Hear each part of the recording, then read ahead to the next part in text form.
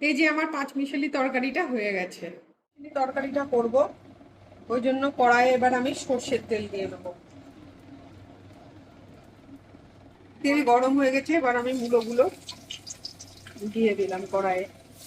মূলোগুলো হালকা ভাজা হয়ে গেছে, এবার আমি আলুগুলো দিয়ে নিচ্ছি এর ভিতরে। পরিমাণে একটু হলুদ দিয়ে নিলাম, কালারটা ভালো আসবে। আলুটা মোটামুটি ভাজা হয়ে গেছে, এবার আমি পটলগুলো দিয়ে দেবো।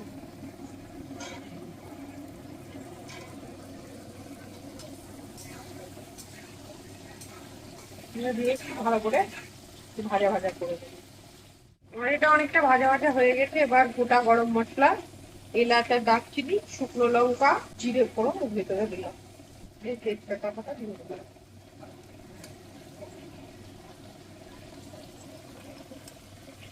একটু টমেটো দিয়ে নিলাম।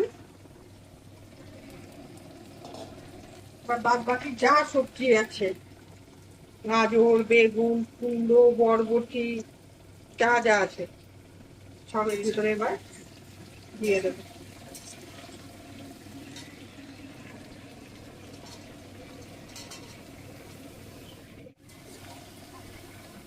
ফুলকপি এনেছিলাম, ফুলকপিটা কাটতে ভুলে গেছিলাম, দিয়ে দিলাম।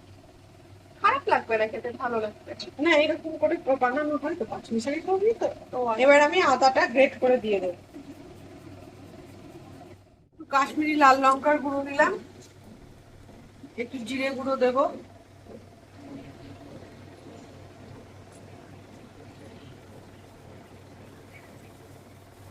একটু মিষ্টি দিলাম,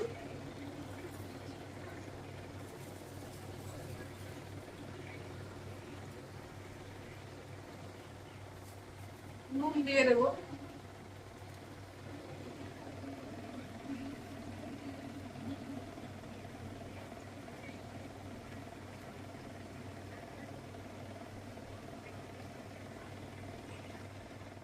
করে নিয়েছি, প্রায় অনেকটাই জল বেরিয়েছে, জলটা একটু কমে এসছে।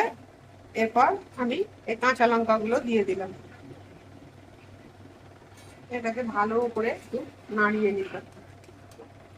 অনেকটা জল হয়েছে, এই সবজির জলে সবজিটা সেদ্ধ হবে। এই যে প্রায় রেডি হয়ে এসছে। এরপরে গরম মশলা আর ঘি দিয়ে মা নামিয়ে দেবে। এই যে আমার পাঁচমিশালি তরকারিটা হয়ে গেছে।